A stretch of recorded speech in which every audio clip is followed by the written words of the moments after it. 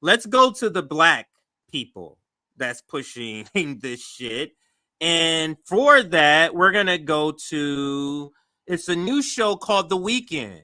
And it's with Symone Sanders-Townsend and what's his name? Michael Steele, which is the black Republican guy. And then there's another woman. The most cringe show on TV, bro. Yes, I know. I'll probably because I watch it from a black perspective. So I'll say, as a black man, this is the most cringe show on TV. That's pretty terrible. You will hear like Joy and Reed and all these people. They will talk with more slang than they usually do. Then if like Joy and Reed was on the round table with like Rachel Maddow, I think Michael Steele's on there, right? There's some other black propaganda. Like he uses way more like black dialect when he does his show than when he does panels with Warren Joe, and that is not by accident. So what this show is designed to do is to show white suburban wine moms that the cool hip black people, we down with liberal. But that's my preface to this. But let's continue. No, that is a spot on critique or analysis of the show. Thank you. Yeah, thanks for correcting me. I think Symone Sanders is the one I'm thinking about. Go ahead.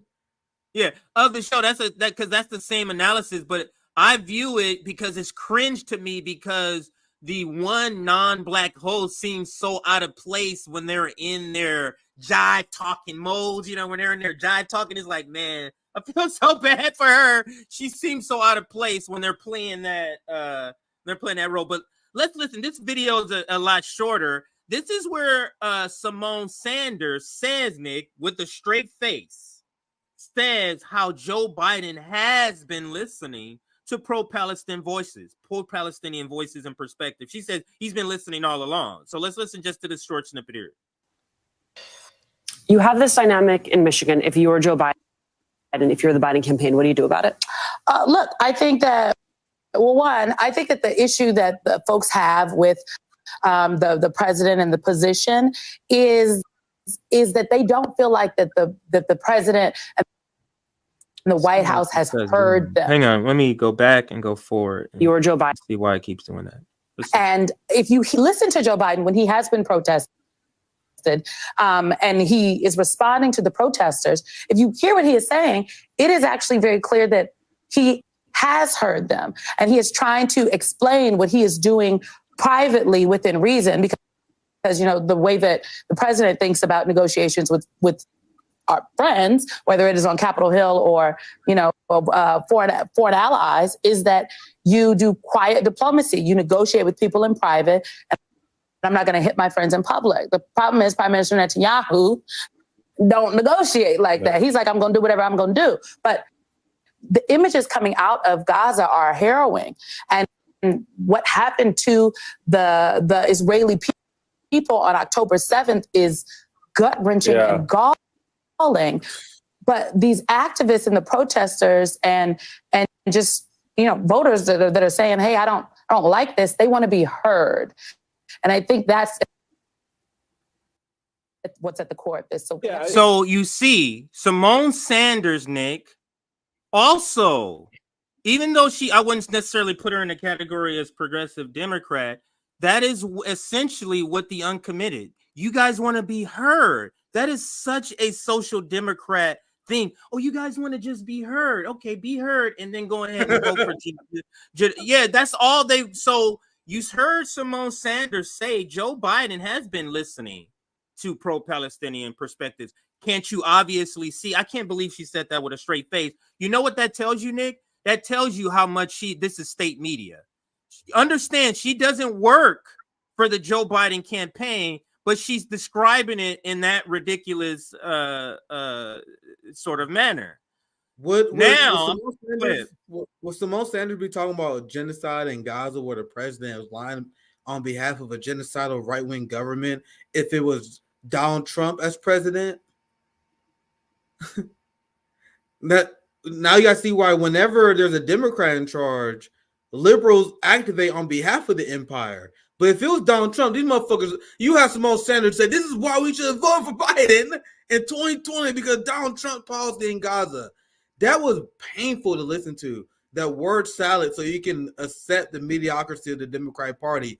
That is why every single Negro is on TV. Every single one. They're not here to advocate on behalf of Black people.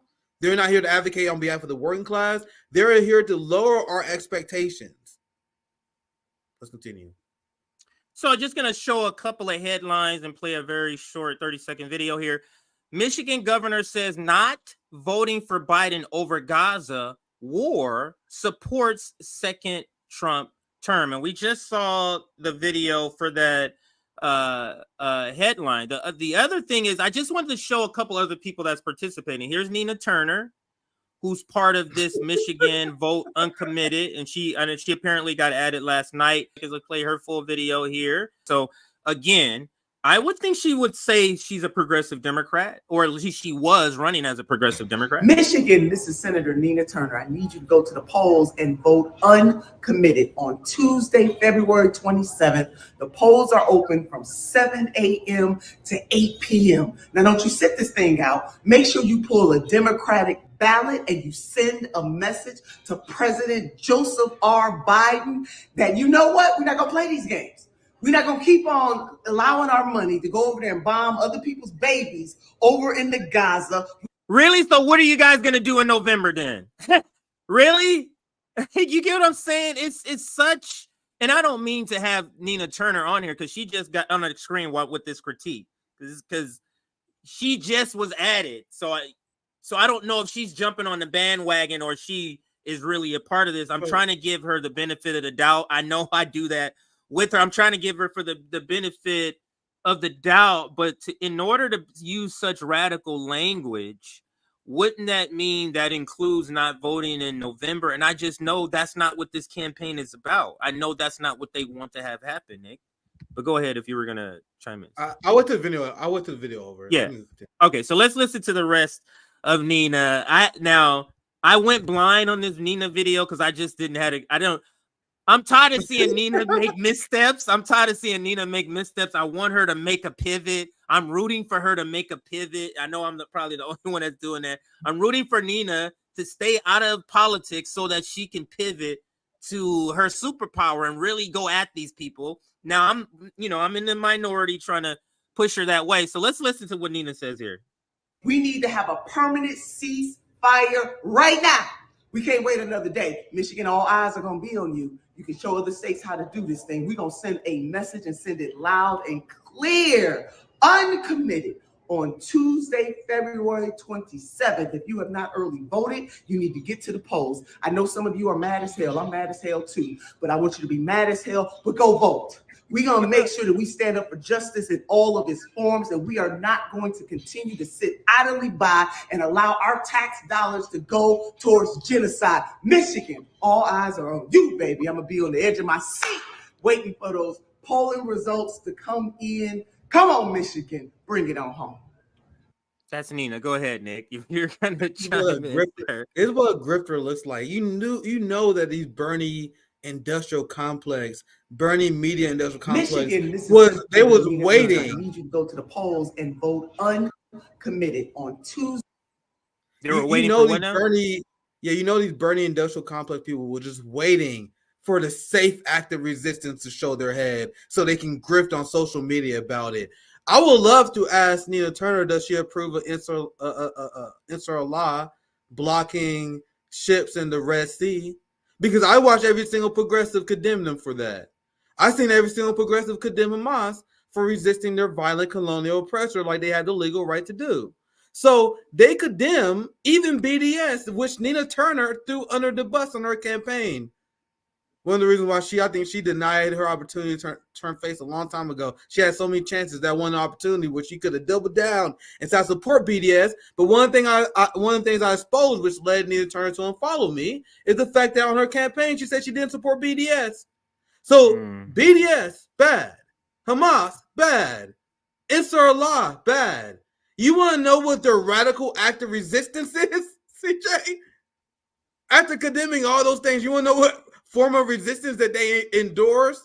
A useless electoral politics bullshit strategy that is designed to sheep herd people into the Democratic Party at the end of the day. And when it comes to the Bernie Sanders left, this is the Malcolm X This is Black Panther style activism to them. You see how fired up she is? She's like, I'm gonna get some left street cred for endorsing this bullshit strategy.